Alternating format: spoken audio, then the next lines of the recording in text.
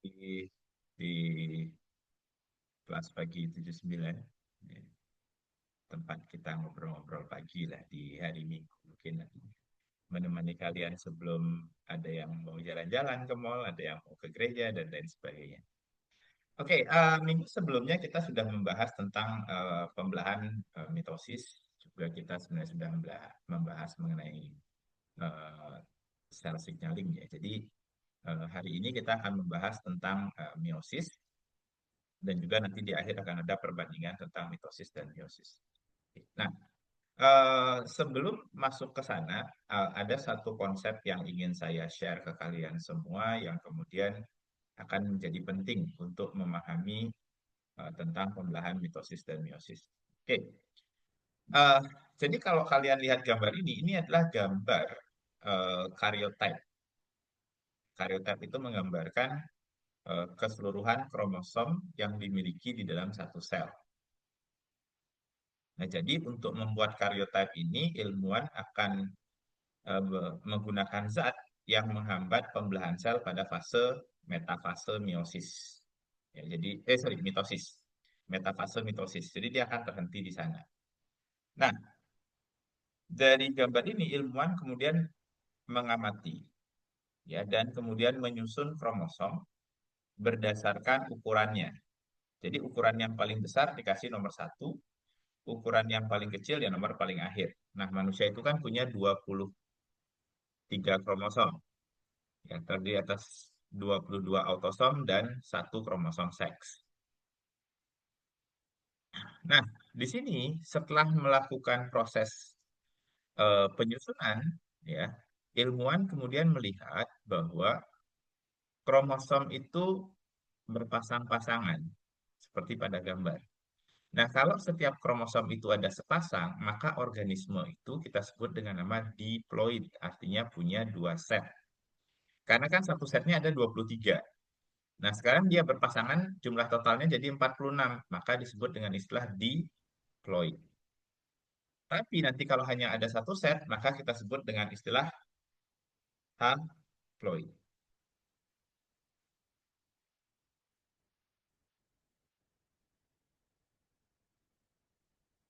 Oke.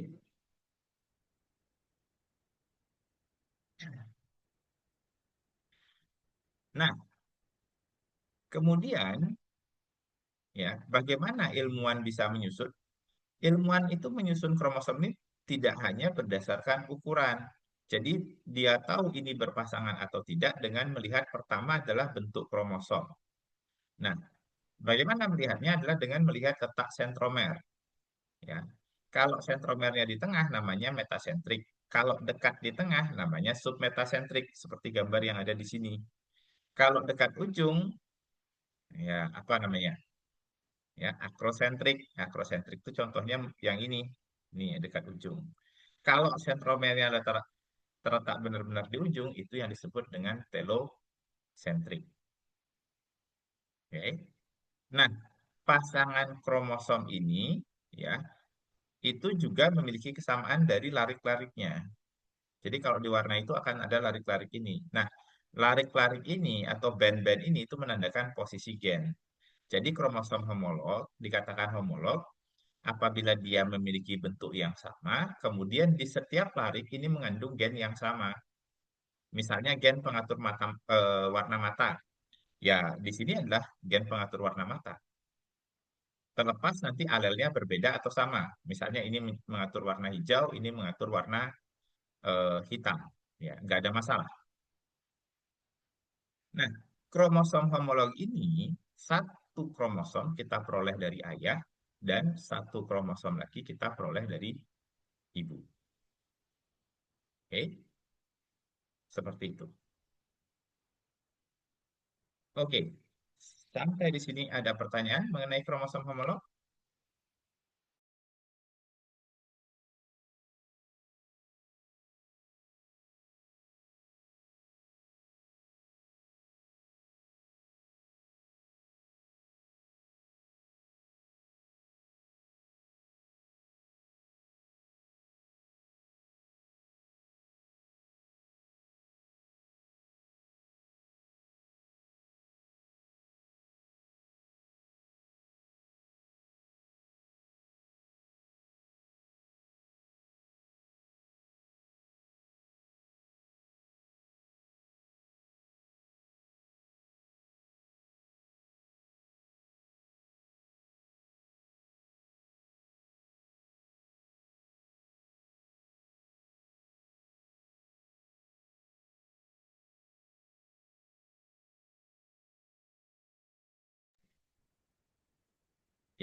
kalau tidak ada pertanyaan, nah di gambar ini ya, di gambar ini kita juga bisa melihat bahwa eh, di sini ada istilahnya kromosom, ada istilahnya sister chromatid. Nah, sister chromatid ini terbentuk ketika DNA itu sudah mengalami replikasi, ya, sehingga satu kromosom itu akan memiliki kopiannya. Nah, kopian kromosom yang masih menempel pada sentromer yang sama inilah yang kita sebut dengan nama sister chromatid. Oke, kalau dia nanti sudah terlepas, maka dia akan berubah menjadi kromosom yang independen. Oke, nah itu poin pentingnya.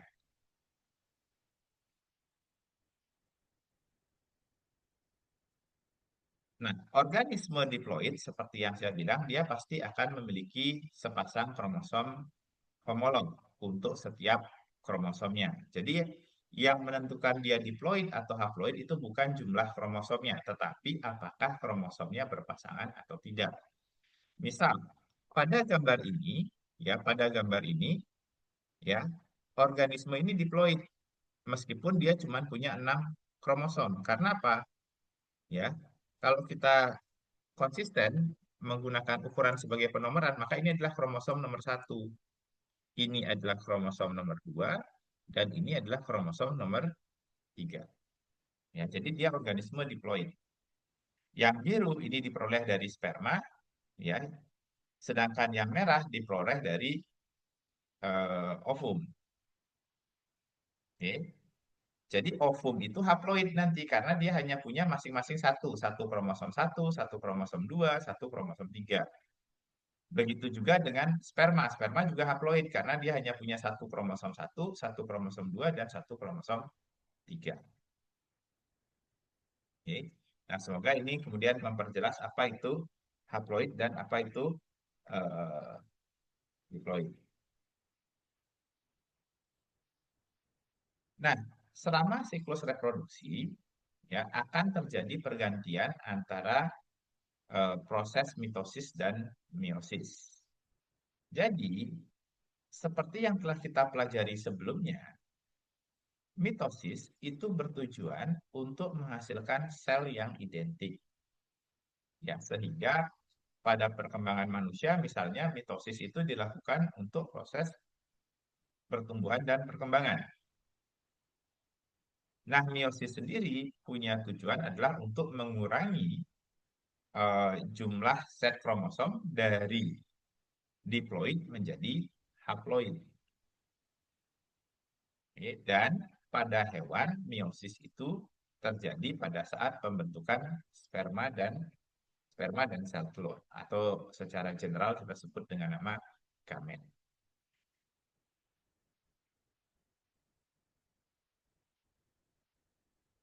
Oke.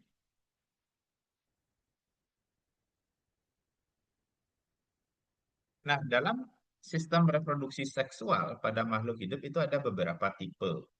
Yang pertama adalah seperti yang sudah dijelaskan pada hewan. Jadi setelah fertilisasi dia akan menghasilkan zigot yang diploid dan selanjutnya membelah secara mitosis untuk proses pertumbuhan dan perkembangan plus regenerasi sel. Nah, jika dia memasuki usia reproduktif, ya, maka dia akan menghasilkan membelah secara meiosis, ya, menghasilkan sel telur atau sperma dan kemudian terjadi fertilisasi. Nah, pada dunia tumbuhan dan alga sedikit berbeda dengan dunia hewan. Pada dunia tumbuhan, ya, setelah fertilisasi akan terbentuk sigot. Nah, sigot ini kemudian membelah secara mitosis eh, dalam proses pertumbuhan, perkembangan, dan juga regenerasi sel. Nah, setelah mencapai usia reproduktif, maka dia akan mengalami meiosis dan menghasilkan spora, yang haploid tentunya. Nah, spora ini kemudian akan tumbuh menjadi yang namanya gametofit. Nah, gametofit karena dia sudah haploid, maka dia tidak bisa lagi melakukan pembelahan secara meiosis. Maka di sini dia akan membelah secara mitosis menghasilkan gamet, baik gamet jantan ataupun gamet betina. Oke. Nah, kemudian ini adalah contoh eh, pola reproduksi atau siklus hidup dari beberapa jenis jamur dan protista. Ya, jadi setelah fertilisasi menjadi zigot, ya, kemudian dia meiosis, ya, menghasilkan spora. Nah, spora ini kemudian tumbuh menjadi organisme sel tunggal ataupun multiseluler.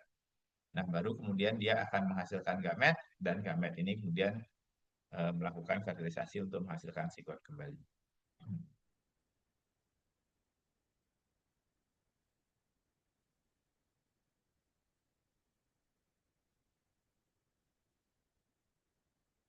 Oke, sampai di sini ada pertanyaan atau ada tambahan mungkin dari kalian?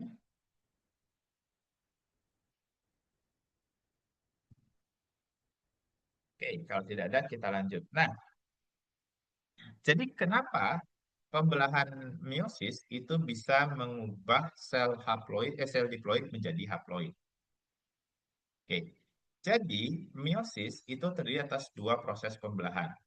Nah, sama seperti mitosis, ya, setiap pembelahan meiosis akan diawali oleh replikasi DNA dan duplikasi kromosom. Oke, ini adalah bentuk dari kromosom andaikan kita padatkan pada G1. Jadi dia belum punya sister kromatid di sini. Ya, karena G1 belum terjadi replikasi DNA. Dan ini adalah sel ya ketika ada pada metafase satu. Ya, jadi setiap kromosom sudah punya sepasang sister kromatid. Nah, pada meiosis satu akan terjadi pemisahan kromosom homolog. Jadi kromosom homolognya terpisah. Sehingga hasil pembelahan meiosis satu adalah satu sel yang terdiri atas satu set kromosom dengan masing-masing kromosom memiliki sepasang sister kromatid.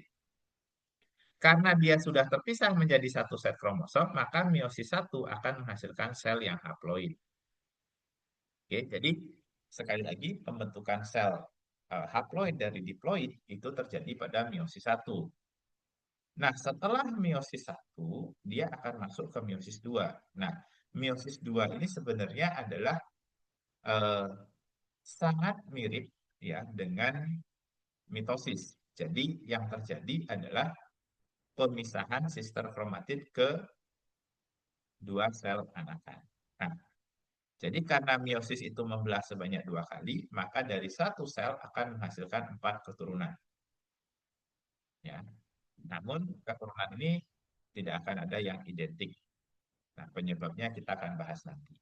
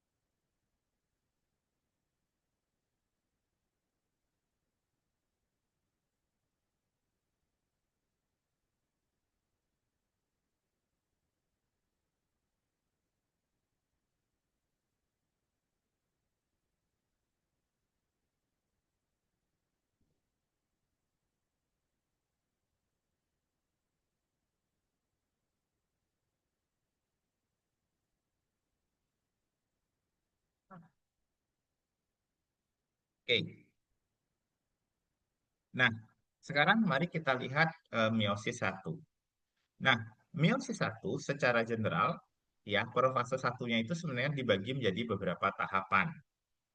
Nah, hal yang penting yang terjadi pada profase satu adalah adanya eh, pindah silang, di mana pindah silang ini akan teramati dengan adanya titik bekas pindah silang yang kita sebut dengan nama kiasma. Oke. Nah, pindah silang ini akan meningkatkan keanekaragaman genetik, ya, karena adanya pertukaran segmen antar kromosom homolog. Nah, kunci kenapa pada saat meiosis satu kromosom homolog itu terpisah dan bukan sister kromatid itu adalah di metafase. Jadi pada metafase, kromosom homolog itu berpasangan, berpasang-pasangan di ekuator. Dan setiap kromosom homolog hanya terikat dengan salah satu benang spindle dari salah satu kutub. Misalnya yang ini yang merah dari kutub atas, yang biru dari kutub bawah. Akibatnya, ketika anafase terjadi, maka yang terpisah bukanlah sister kromatid, tetapi kromosom homolog ya pada saat anafase. Sehingga pada telofase satu, semua sel itu hanya akan memiliki satu kromosom saja atau satu set kromosom. Jadi dia tidak berpasang-pasangan lagi. Nah, inilah yang kemudian menyebabkan hasil anakannya itu adalah sel yang haploid.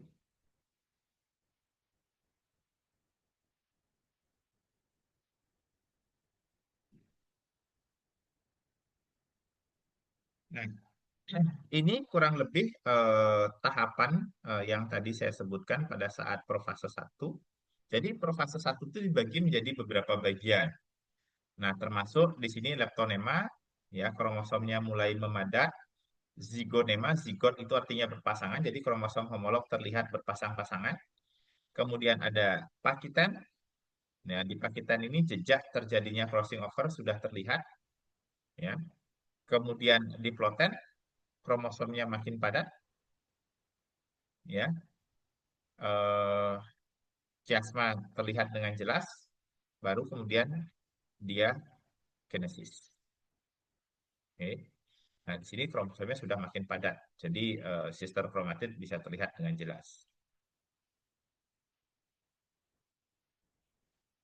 Nah, kemudian profase meiosis 2 itu identik dengan mitosis, di mana pada profase 2 ini kromosom akan memadat, metafase 2 ya. Di sini kita bisa lihat setiap kromosom itu akan berikatan dengan mikrotubul dari dua kutub ya. Sehingga pada saat anafase ya, sister kromatid itu akan terpisah dan kemudian mereka akan berkembang menjadi kromosom. Oke, nah di telofase membran inti terbentuk kembali. Nah, dari sini kita bisa lihat pada waktu meiosis 2 selesai kita akan mendapat 4 sel anakan, tapi tidak akan ada yang identik.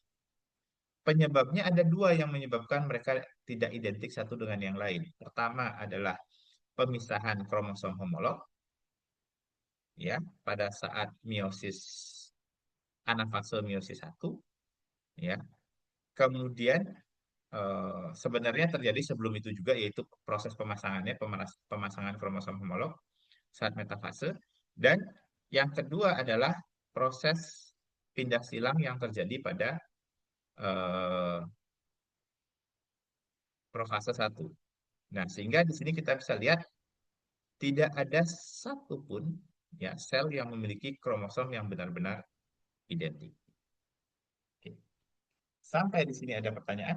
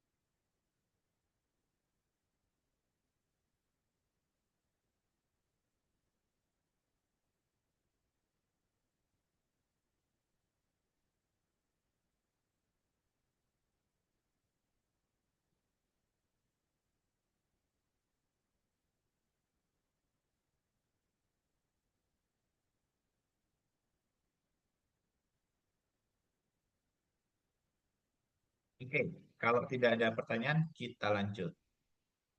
Nah, Sekarang kalau kita bandingkan antara mitosis dan meiosis, ya, ini gambarannya.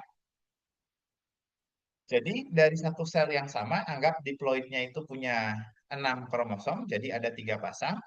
Maka pada saat mitosis, dua sel anakannya itu akan identik. Karena apa? Karena saat metafase, kromosom homolog itu berjajar di ekuator. Sehingga nanti yang dibagi adalah sister kromatid yang merupakan kopian dari masing-masing kromosom. Ya, mitosis itu sekali pembelahan. Meiosis, ya, pada profase satu ini akan terjadi crossing over, dan kemudian pada metafase, nah ini yang menarik adalah kromosom homolog itu berpasangan di ekuator. Sehingga saat anafase yang berpindah bukan sister kromatid, tetapi kromosom homolog. Inilah yang kemudian menyebabkan hasil pembelahan meiosis satu itu adalah sel yang haploid. Dan kemudian pembagian sister kromatid itu baru terjadi ketika meiosis 2. Ya, sebiji hasil akan diperoleh 4 sel haploid yang tidak identik.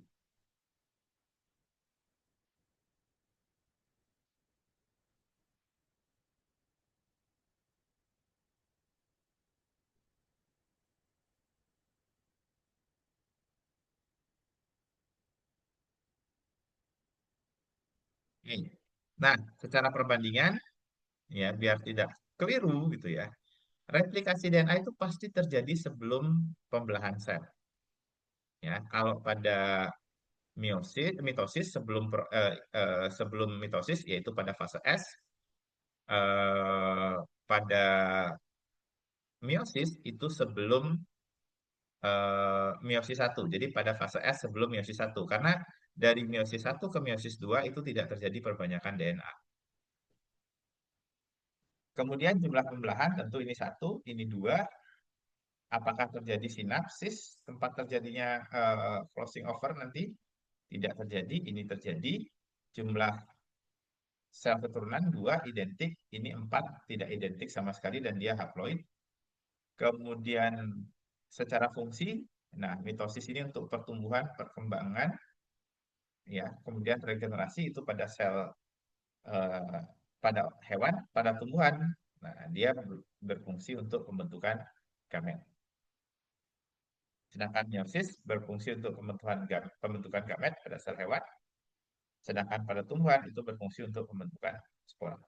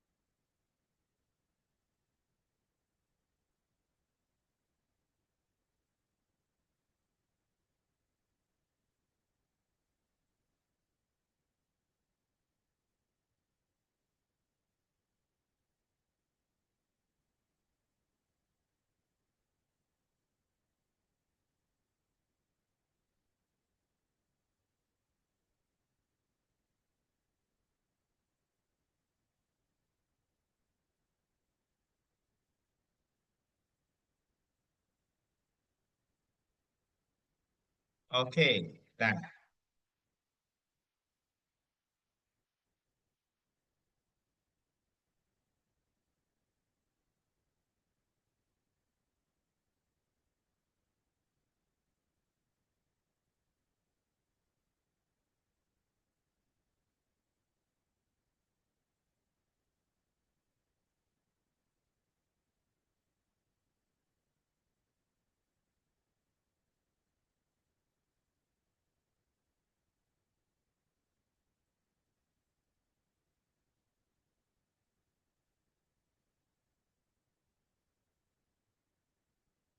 oke, coba yang mana kira-kira jawabannya?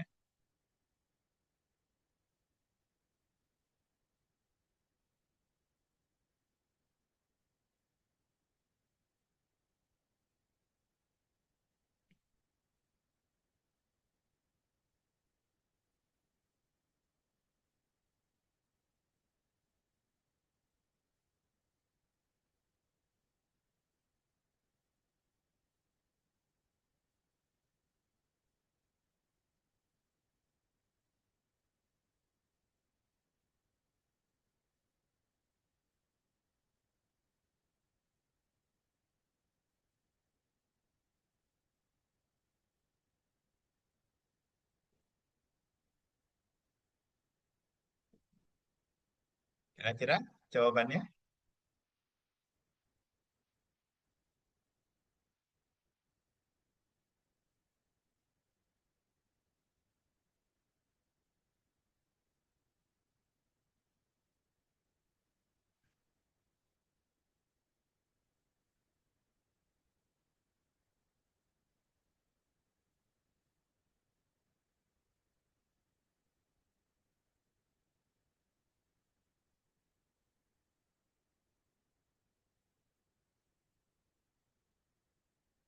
Baru dua. Yang lain gimana ini?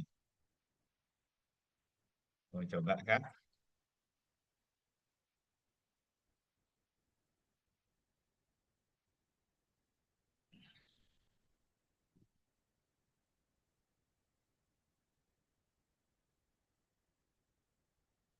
Ada yang mau coba?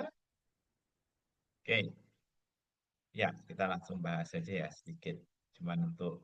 Nah, oke, nah nomor satu kita lihat. Yang berpindah adalah kromosom homolog.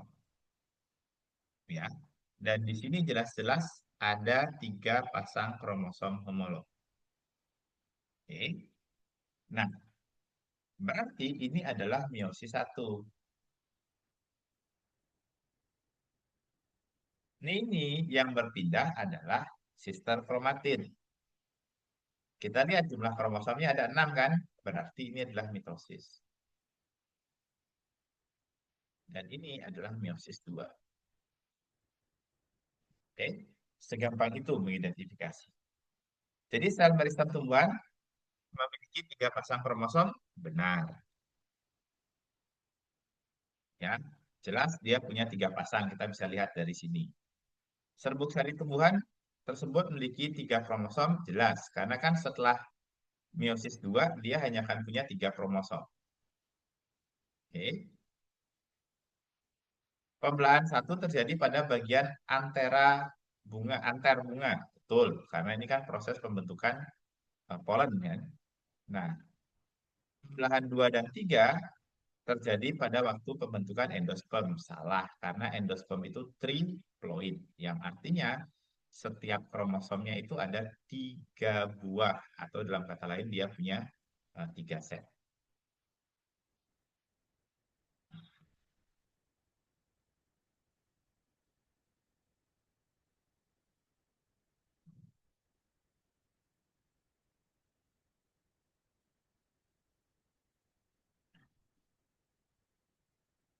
Oke,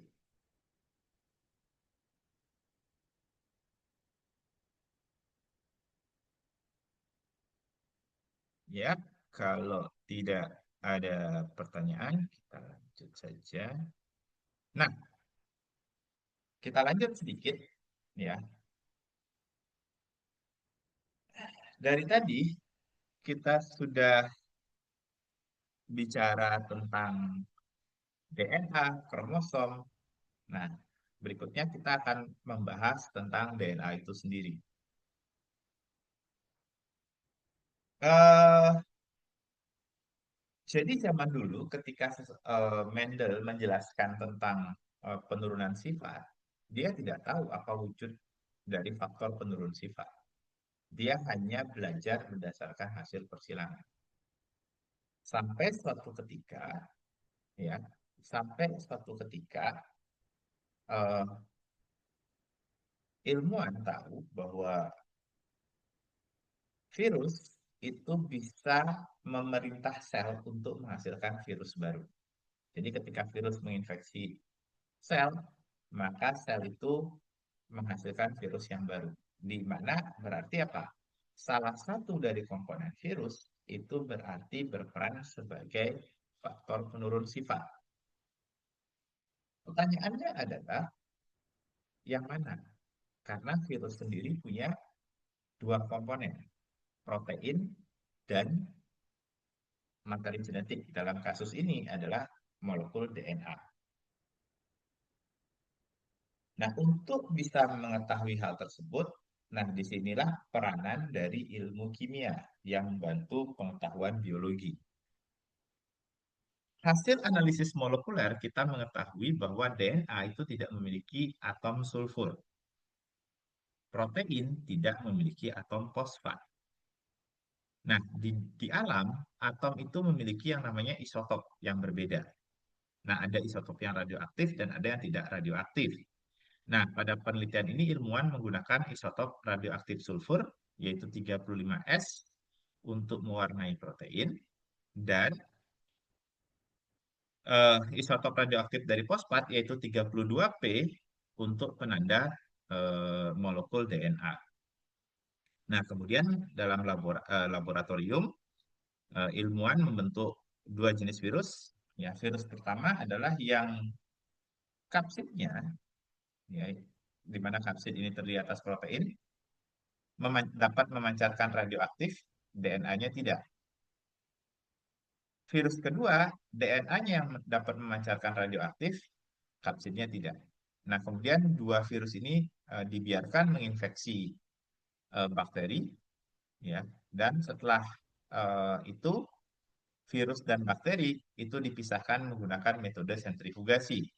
Nah, karena bakteri lebih berat, dia akan mengendap di dasar tabung, sedangkan virus yang lebih ringan itu akan terlarut pada larutan yang kita sebut dengan nama supernatan. Logikanya adalah komponen yang bisa masuk ke dalam sel itu akan ditemukan pada daerah endapan, dan dialah yang berperan sebagai materi genetik. Pada percobaan pertama, ternyata ya setelah virus dan bakteri dipisahkan, yang memancarkan radioaktif adalah cairannya. Berarti kapsid ini tidak bisa masuk ke dalam bakteri. Nah, sedangkan pada percobaan kedua, radioaktif ditemukan pada endapannya, yang berarti DNA itu bisa masuk ke dalam bakteri. Nah, dari sinilah kemudian ilmuwan mengetahui bahwa yang berperan sebagai materi genetik bukanlah protein, tetapi molekul DNA.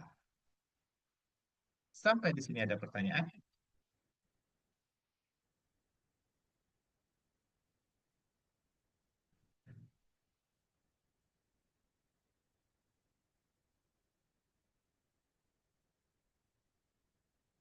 Nah, sekarang mari kita lihat wujud dari DNA. Nah, kalau kita bicara DNA, namanya ya deoksiribonucleic acid. Ya, namanya adalah deoksiribonucleic acid. Ya, jadi dia akan tersusun atas tiga. Dia disusun oleh nukleotida yang terdiri atas tiga komponen. Pertama adalah basa nitrogen, kemudian gula deoksiribosa, kita akan lihat apa nanti gula deoksiribosa, dan gugus fosfat.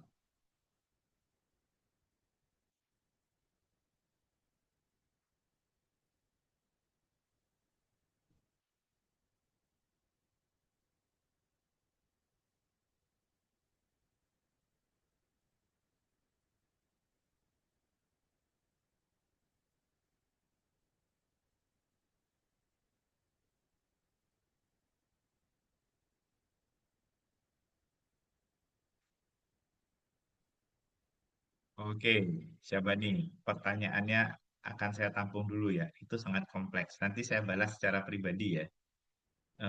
Saya kasih informasinya dari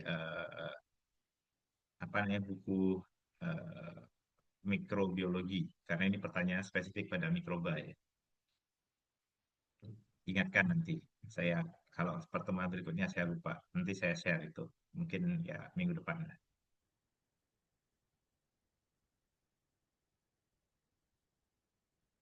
Oh, enggak, out topik kok sebenarnya, santai aja. Eh, oke, nah ini nanti kalau kita lihat, kalian harus terbiasa dengan penomeran. Jadi, gula pentosa ini punya 5 atom karbon. Karbon pertama ini nomor satu, nomor dua, nomor tiga, nomor empat. Jadi setiap sudut ini mewakili satu atom karbon, dan ini yang kelima. Jadi basa nitrogen itu menempel pada karbon ke satu. Nah, karbon ketiga ini memiliki ujung hidroksil atau OH yang menjadi penanda ujung tiga aksen dari DNA. Sedangkan pada karbon kelima itu menempel fosfat yang menjadi ujung 5 aksen dari DNA. Nah, di dalam sel, ya, satu rantai itu akan disusun oleh nukleotida sebagai monomer dan mereka terhubung oleh ikatan fosfodiester. Nah, fosfodiester itu yang mana? Ini satu ikatan ester dan ini adalah ikatan ester yang lain. Ya, makanya dia punya fosfo atau pusatnya fosfat, esternya ada dua, maka namanya fosfodiester. Nah, dalam rantai DNA kemudian eh, apa namanya? Terdapat dua jenis basa nitrogen. Yang pertama adalah yang cuma punya satu cincin ini saja. Ini yang disebut dengan pirimidin. Dan yang kedua adalah yang punya dua cincin. Ini yang disebut dengan purin. Nah, di DNA setiap purin itu berpasangan dengan pirimidin, di mana adenin itu berpasangan dengan timin, ya, mereka dihubungkan oleh dua ikatan hidrogen, oke, dan sitosin berpasangan dengan guanin, dihubungkan oleh tiga ikatan hidrogen.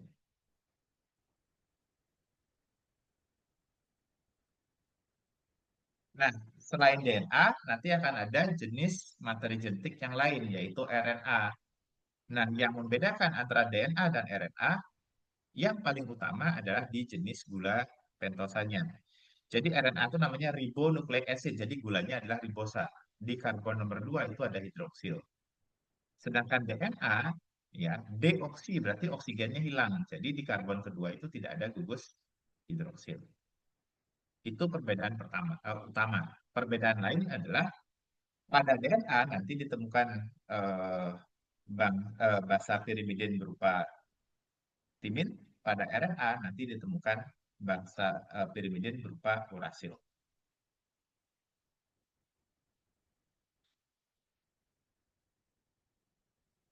Ya, ini gambar yang lebih detail. Jadi di dalam sel DNA itu bersifat antiparalel. Jadi satu DNA dari atas ke bawah arahnya adalah 5 aksen 3 aksen, sedangkan pasangannya, ya, memiliki arah sebaliknya. Jadi yang bagian bawah 5 aksen, yang bagian atas 3 aksen.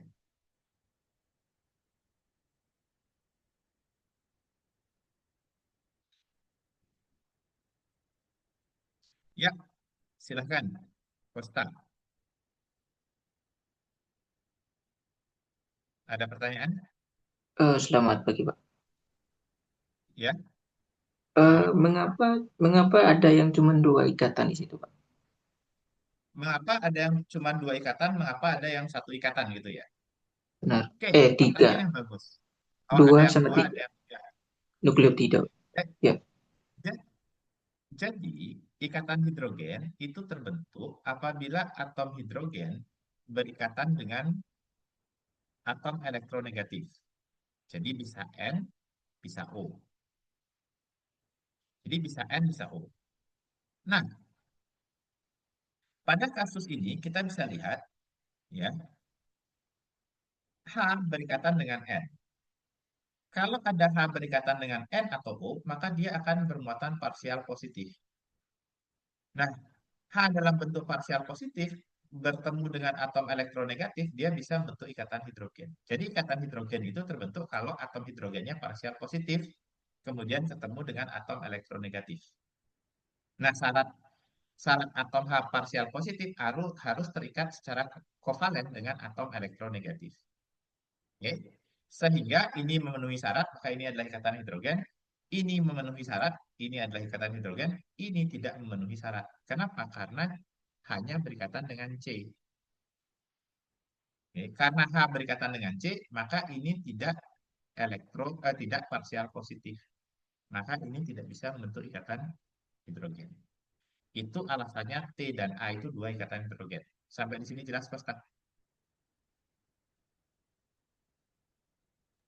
jelas, Pak. Terima kasih. Ya. Nah, sedangkan di sini kenapa C dan G itu tiga? Kita lihat H di sini parsial positif. Ini ada atom elektronegatif. NH berarti H di sini parsial positif. Ini ada atom elektronegatif. H di sini parsial positif. Ini ada atom elektronegatif. Makanya dia bisa membentuk tiga ikatan hidrogen. Oke? Ya. Jadi biologi itu tidak selamanya dihafal ya. Oke. Eh, untuk tipe DNA, sekarang sudah ada empat ternyata. Ini saya pakai buku yang lama banget. Tapi kalau kalian baca, sekarang ada empat tipe formasi DNA. Jadi DNA itu ada formasinya ada tiga zaman saya kuliah, sekarang sudah ada empat.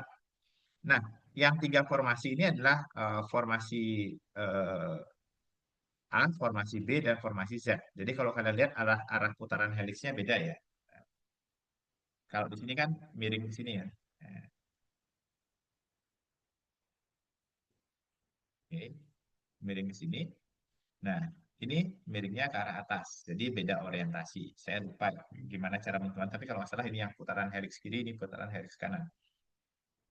Nah, yang harus kalian tahu bahwa bagian tengah DNA ini adalah hidrofobik.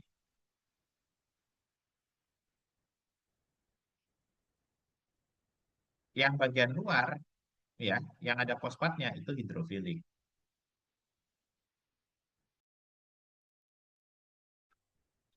Sorry, tiba-tiba menghilang. Saya tidak tahu kenapa dia tiba-tiba menghilang.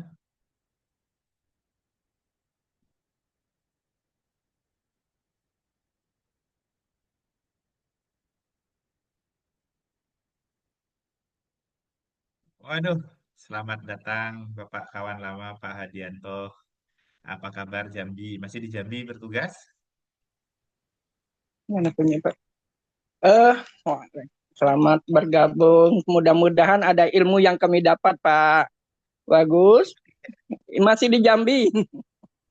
Oke, sip. Salam Pak. Semoga sehat selalu di sana. Eh, Semoga Bapak juga sehat selalu, keluarga.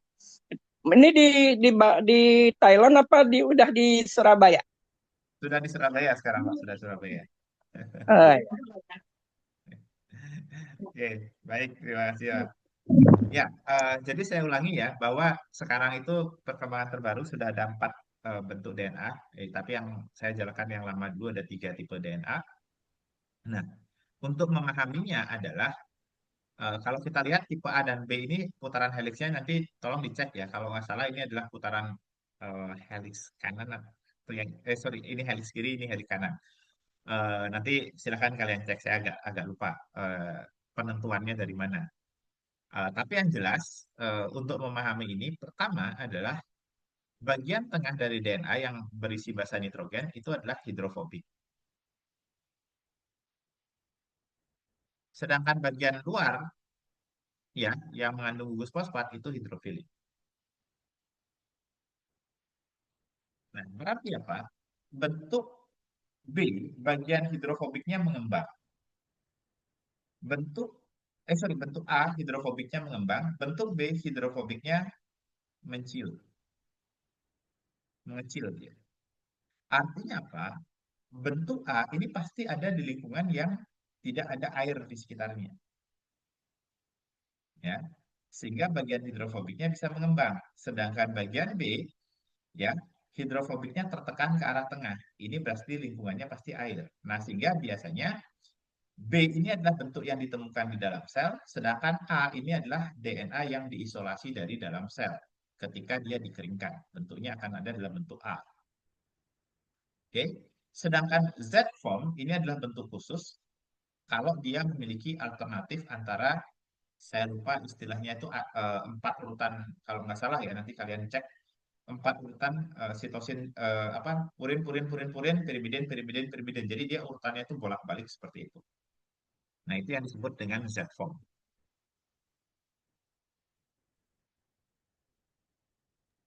Di sini, Pak. Oke, nah itu Mohon maaf. ya, Costa. Mohon maaf. Ya, mohon maaf saya potong, Pak.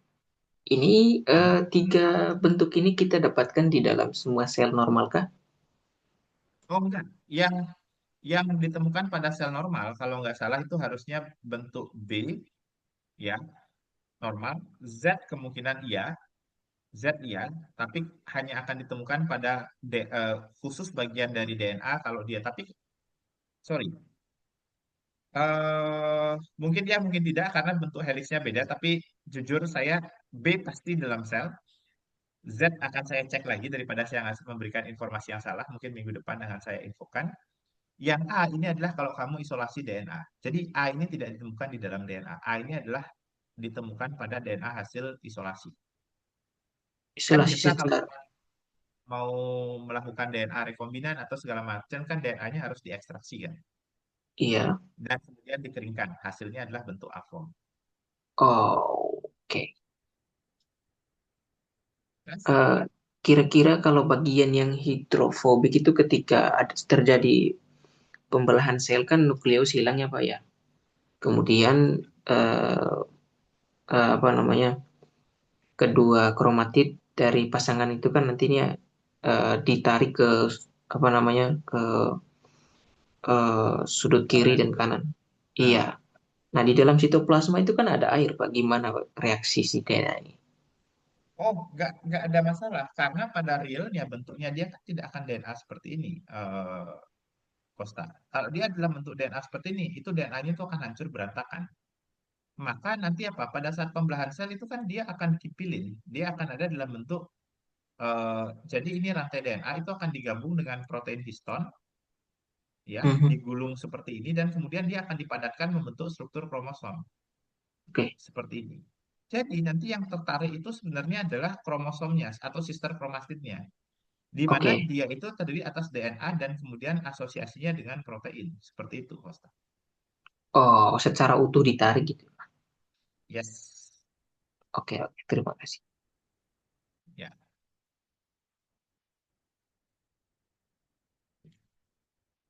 Oke.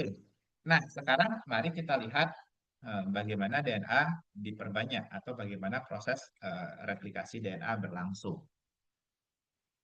Waktu saya sekolah, mungkin saya nggak tahu masih diajarkan atau tidak, ada tiga hipotesis. Nah, cuman pada waktu saya sekolah memang karena bukunya masih lama gitu, eh, kita diajarkan ada tiga tipe replikasi. Tapi sebenarnya yang tepat adalah tiga hipotesis karena dugaan. Dugaan itu harus diuji tentunya secara eksperimental. Nah, ada tiga hipotesis. Ya, ada tiga hipotesis mengenai replikasi DNA. Yang pertama adalah konservatif model, yang kedua adalah semi konservatif model, dan tiga adalah dispersif model. Nah, ini kadang-kadang kelemahan kita di Indonesia. Kita hafal mati istilahnya. Padahal sebenarnya ini adalah bahasa Inggris. Hanya bahasa Inggris yang perlu kita terjemahkan ke bahasa Indonesia untuk mempermudah pemahaman. Conserve dalam bahasa Inggris kalau diterjemahkan ke bahasa Indonesia menjadi dipertahankan. Jadi konservatif itu berarti dipertahankan seutuhnya. Kemudian semi konservatif hanya dipertahankan setengah saja. Sedangkan yang ketiga dispersif, disperse itu artinya dia terpotong-potong ya, terpecah-pecah. Itu artinya disperse, pecah ya, menyebar. Oke, nah itu kalau kita ubah ke bahasa Indonesia untuk mempermudah kita mengingat. Nah, sekarang bagaimana yang dimaksud? Oke, andaikan misalnya di sini DNA yang lama itu warnanya biru tua, ya. Pada hipotesis konservatif, maka DNA induk ini hanya akan berperan sebagai cetakan saja di awal. Dan kemudian setelah dia mencetak DNA baru, dia akan kembali menyatu dengan pasangannya. Sehingga pada replikasi pertama, kita akan mendapatkan satu DNA lama, ya, seutuhnya. Satu lagi adalah DNA baru seutuhnya, kedua rantai. Nah, pada pembelahan kedua, ya, proporsi dari DNA lama itu makin lama akan makin mengecil. Ya, proporsi DNA baru akan makin membesar. Pada gambar ini adalah tiga DNA baru dan satu DNA yang dari awal sekali dari parental. Nah, itu kalau konservatif. Kalau semi konservatif, prinsipnya ya pertama-tama DNA itu akan terpisah. Ya, jadi DNA lama ini akan terpisah dan masing-masing DNA itu akan menjadi cetakan untuk rantai yang baru. Nah, sehingga Setelah pembelahan pertama itu akan terbentuk dua DNA, masing-masing terdiri atas rantai lama dan rantai baru. Makanya disebut semi konservatif kan. Oke. Nah, pada pembelahan berikutnya ya sama. Ya, di sini kalau kita melihat ya DNA parental selalu akan ditemukan berpasangan dengan DNA yang baru. Jadi seperti ini. Nah, sedangkan pada kasus dispersif kita bisa lihat DNA-nya itu terfragmentasi, potong-potong, ya, kemudian terpisah menjadi dua bagian. Nah, bagian yang hilang itu akan diisi oleh DNA baru. Oke. Jadi makin lama bagian DNA parental itu akan makin mengecil proporsinya atau bagiannya. Oke. Nah, kemudian ini kan hipotesis, dugaan. Maka harus kita buktikan secara eksperimental, ya, sehingga nanti akan menciptakan sebuah teori, ya. Nah, di sini untuk membuktikan yang mana yang benar, gitu kan, maka ilmuwan sekali lagi memanfaatkan radioisotop, ya. Jadi basa nitrogen pada DNA itu akan dilabeli. Nah, kita tahu bahwa nitrogen itu ada yang non radioaktif, ada yang radioaktif. Di sini ilmuwan kemudian menggunakan radioisotop yang lebih berat, yaitu N15. Karena yang lebih ringan itu adalah N14. Oke, tunggu sebentar, saya ambil air sebentar.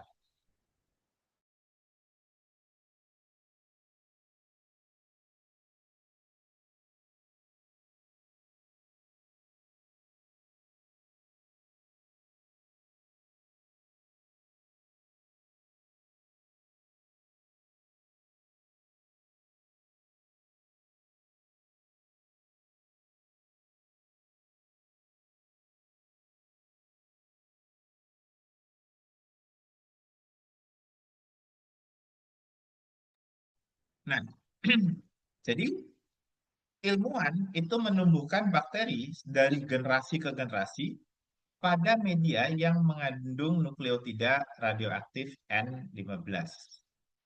Sehingga terciptalah bakteri yang seluruh DNA-nya itu adalah mengandung nitrogen N15. Nah, kemudian bakteri itu ditumbuhkan pada media di mana dia mengandung N14. Oke. Setelah satu kali replikasi, ternyata hasil replikasi pertama ya hanya terbentuk satu pita saja.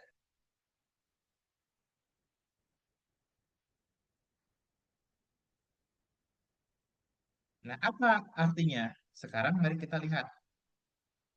Kalau replikasi DNA itu bersifat konservatif, harusnya akan muncul dua pita. Satu yang ada di bawah, yang isinya kedua-duanya N15, satu lagi di atas, yang kedua-duanya terisi N14. Tapi ini ada di tengah-tengah, karena N14 itu harusnya di sini, ya, ini 14, 14, 15, 15 harusnya ada di sini. Ternyata pitanya di tengah-tengah, berarti dia gabungan dari DNA N15 dan N14. Ya. Jadi DNA-nya itu ada gabungan N14 dan N15, otomatis konservatif gugur. Oke. Yang masih mungkin adalah semi konservatif dan dispersif. Ya, jadi belum bisa dibedakan. Nah, kemudian untuk bisa membuktikan apakah yang benar itu semi konservatif atau dispersif, maka bakteri dibiarkan sehingga dia dapat melakukan replikasi yang kedua kalinya. Nah, di replikasi kedua kemudian ditemukan dua pita, di mana yang ini itu adalah N15, sorry, N15, N14, Sedangkan yang ini adalah N14, N14. Nah, yang mana yang cocok? Kita lihat ke model lagi. Kalau dia dispersif, harusnya akan muncul satu pita. Posisinya kurang lebih di sini. Yang merupakan pencampuran dari N14 dan N15, tapi dengan proporsi N14 yang lebih tinggi. Tapi faktanya kita dapat dua pita. Berarti lebih cocok untuk semi konservatif. Nah, dari sinilah kemudian disimpulkan bahwa replikasi DNA itu berlangsung secara semi konservatif.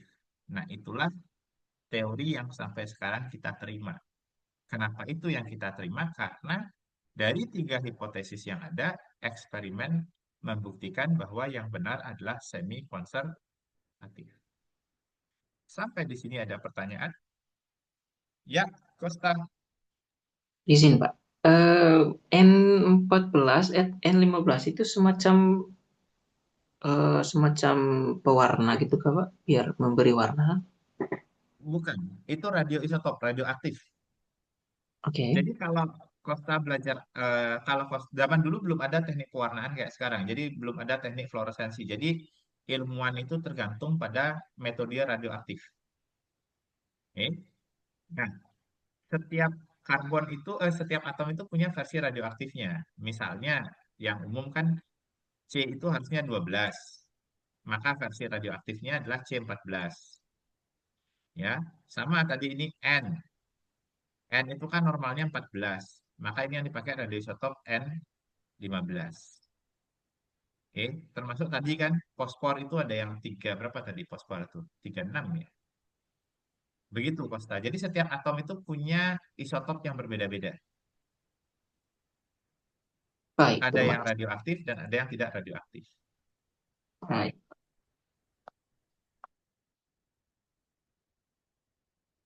Jelas?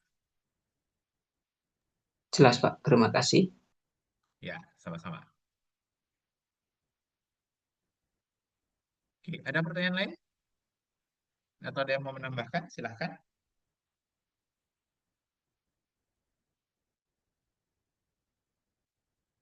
Oke. Nah, kalau tidak ada, lanjut. Nah, kemudian replikasi DNA, ya, eh, itu selalu diawali di satu titik awal. Nah, asal muasal itu kan bahasa Indonesianya ya asal muasal, tapi bahasa Inggrisnya origin. Nah, disebutnya origin of replication. Nah, di sini kita bisa melihat ada dua bentuk DNA. Yang pertama adalah bentuk sirkuler, ini yang umum pada bakteri, ya, yang tadi Syabani tanyakan, tapi saya baru akan bisa menyiapkan minggu depan. Ya, semoga minggu depan saya juga tidak ada halangan, gitu ya. Kemudian yang kedua adalah linear, jadi tipe dari eukariot pada umumnya. Nah, karena bakteri itu ukurannya kecil, maka dia hanya butuh satu origin of replication. Sedangkan pada eukariot, karena dia panjang sekali, maka titik replikasinya ada beberapa. Ya, ini dilakukan untuk mempercepat proses. Oke, nah origin replication ini harus mudah dibuka DNA-nya. Makanya area ini tuh akan kaya dengan basa A dan T. Karena ini kan cuma dua ikatan hidrogen. Karena kalau CG itu nggak mungkin. CG itu tiga ikatan hidrogen. Jadi akan sangat sulit untuk dilepas. Oke. Nah, eh, dari titik replikasi ini, replikasi DNA itu akan berjalan dua arah. Atau dikenal juga dengan istilah bidireksional. Ini adalah pola yang umum. Adakah yang beda? Jawabannya tidak. Ada, tetapi saya tidak ajarkan kalian di sini. Ya, standar aja dulu. Kalau mau lebih, kalian bisa baca. Oke, jadi replikasi DNA itu berlangsung bidireksional, artinya dia berjalan dua arah.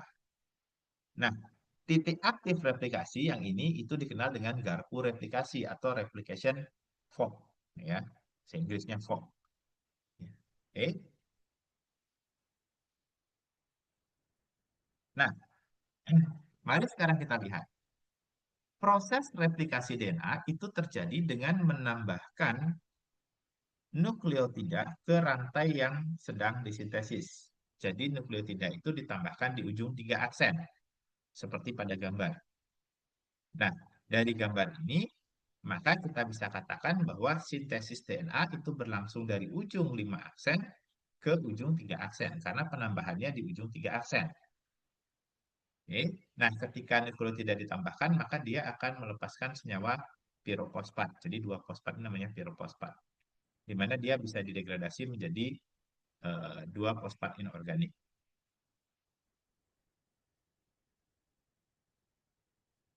Oke. Nah, mari sekarang kita lihat hanya satu sisi dari replication fork aja, karena kan ada 2 di sini. Nah, sebelum kita membahas satu sisi replication fork, apa yang kita lihat di sini?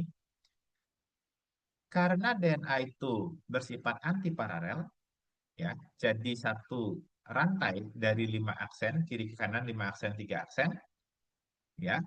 Kemudian rantai pasangannya dari kiri ke kanan 3 aksen, 5 aksen. Oke. Dan replikasi DNA hanya berlangsung dari 5 aksen ke 3 aksen, dan tidak seluruh DNA terbuka secara bersama-sama, maka sebagai konsekuensi, ya, setiap replication fork akan menghasilkan 2 tipe rantai. Yang pertama adalah rantai yang disintesis lurus, ini disebut dengan leading strand, dan rantai yang menghasilkan rantai putus-putus atau dikenal juga dengan nama fragmen Okazaki. Ini yang disebut dengan lagging strands. Nah, yang mana yang menghasilkan rantai lurus adalah rantai yang arah sintesisnya sejalan dengan membukanya garpu replikasi. Sedangkan yang arah sintesisnya berlawanan dengan membukanya garpu replikasi akan menghasilkan fragmen Okazaki. Nah, seperti yang kita lihat kan, ya. Yang ini kan biru muda rantai yang baru. Dia disintesis dari 5 aksen ke 3 aksen. Ya, jadi dari kanan ke kiri. Dan kebetulan replication fork-nya membukanya dari kanan ke kiri, maka dia terus bisa disintesis. Sedangkan rantai pasangannya itu disintesis dari kiri ke kanan. Padahal replication fork-nya membuka dari kanan ke kiri. Makanya dia menghasilkan fragmen pendek-pendek yang disebut dengan fragmen Okazaki. Oke, sampai di sini ada pertanyaan atau tambahan sebelum saya lanjut?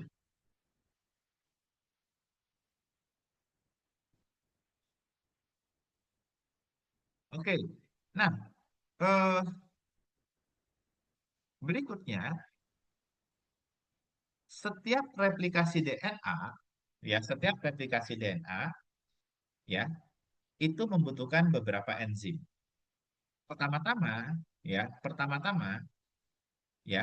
setiap replikasi itu setelah origin of replikasi terbuka ya itu harus ada penambahan primer namanya.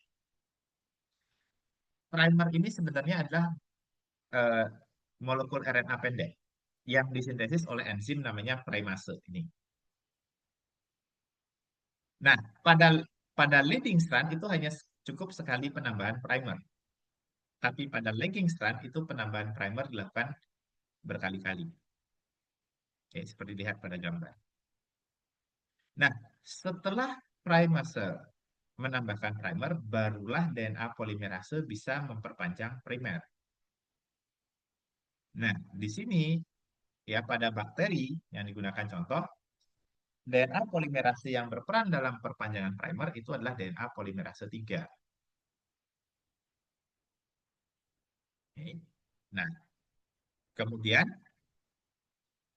eh, setiap kali garpu replikasi terbuka, maka akan ada enzim yang berperan membuka kedua rantai. Ini disebut dengan enzim helikase.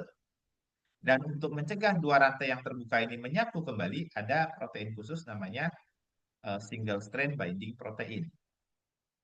Ya, seperti ini. Nah, pada lagging strand, setelah fragmen Okazaki terbentuk, maka selanjutnya adalah bagaimana menggabungkan dua fragmen Okazaki ini. Langkah pertama adalah mengganti primer yang berupa RNA ini menjadi DNA. Ya, penggantian primer ini dilakukan oleh enzim namanya DNA polimerase 1. Oke, nah, setelah semua primer digantikan dengan DNA, maka selanjutnya kedua fragmen ini harus disambung.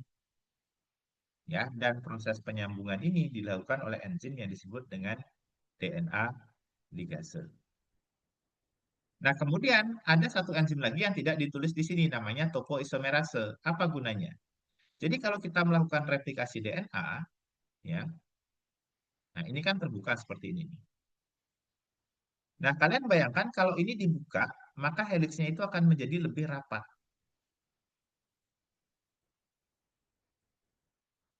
Karena lebih rapat, maka makin lama membuka ke arah sini itu akan semakin sulit. Ya, maka ada enzim yang nanti merenggangkan heliks, namanya adalah enzim girase atau topoisomerase. Ya. Jadi kalau dilihat di sini, nah ini namanya, mana ini.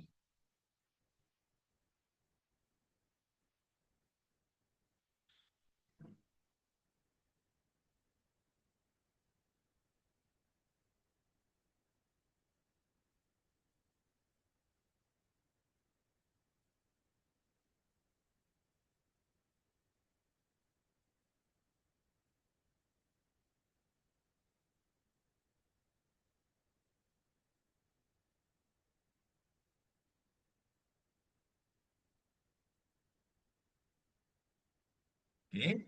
Nah, berikutnya,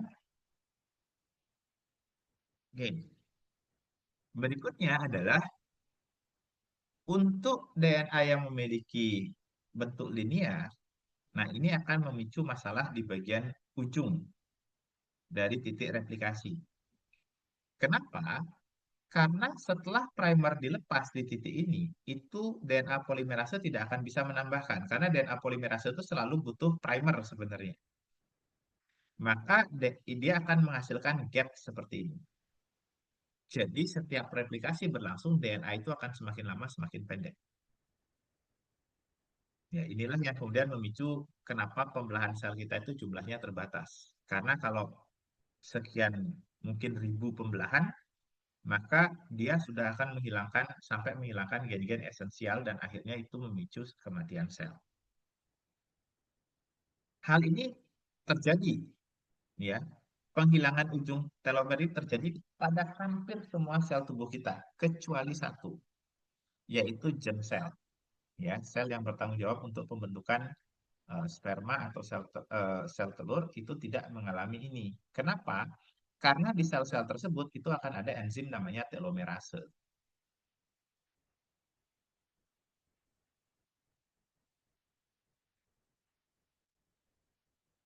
Ya, namanya telomerase.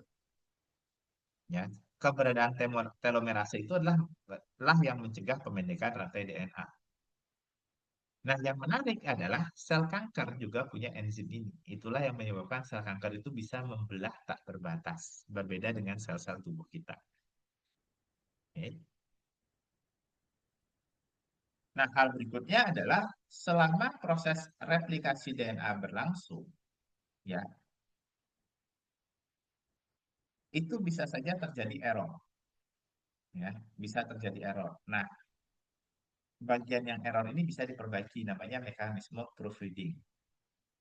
Oke.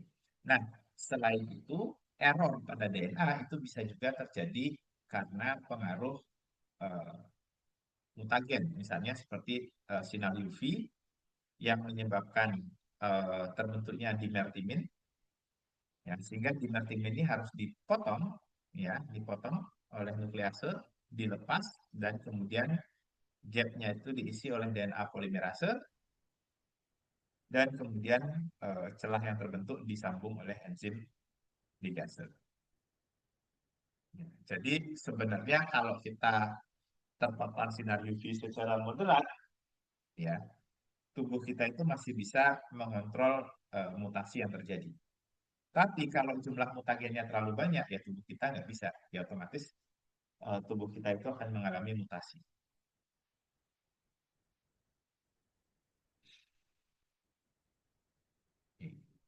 Nah, mungkin yang terakhir hari ini ya kita akan ketemu lagi semoga minggu depan mengenai ekspresi gen. Oke, nah tapi ini yang ingin saya tunjukkan nanti. Jadi sebagai pendahuluan. Jadi dulu ya waktu saya masih kuliah, saya hanya taunya ini. DNA bisa menghasilkan DNA, kemudian DNA bisa menghasilkan RNA, dan RNA menghasilkan protein. Nah, tapi dengan perkembangannya teknologi, kemudian ya, selain DNA bisa menghasilkan DNA, oke, RNA juga bisa menghasilkan DNA. Ini yang disebut dengan reverse transkriptase, ya, yang nanti digunakan oleh virus seperti HIV untuk mengubah RNA menjadi DNA. Dan juga dimanfaatkan oleh ilmuwan untuk mengubah RNA menjadi DNA. Kemudian RNA juga bisa bereplikasi menghasilkan RNA lain. Ini yang nanti dipergunakan oleh virus untuk memperbanyak diri di dalam tubuh sel inang. Sorry, yang digunakan di dalam sel inang. Nah, kemudian RNA bisa mengkode protein. Oke. Ini di alam. Di lab, ilmuwan bisa menggunakan kode protein untuk mensintesis RNA. Menggunakan ya, tapi bukan protein yang menghasilkan RNA. Eh, tapi menggunakan kode protein, ilmuwan bisa menentukan RNA-nya apa dan menentukan urutan DNA-nya apa. Ini adalah skala laboratorium. Tapi tidak langsung ya, dalam proses pembuatannya. Nanti ada tekniknya tersendiri. Oke, itu yang bisa saya bagi hari ini dari kita mulai tadi dari proses meiosis, memahami apa itu kromosom homolog dan juga bagaimana DNA direplikasi dan kemudian eh, ya kita eh, sampai di sini. Nah, nanti minggu depan baru kita akan bahas secara pelan-pelan konsepnya yaitu mengenai ekspresi gen. Oke, sampai di sini ada pertanyaan?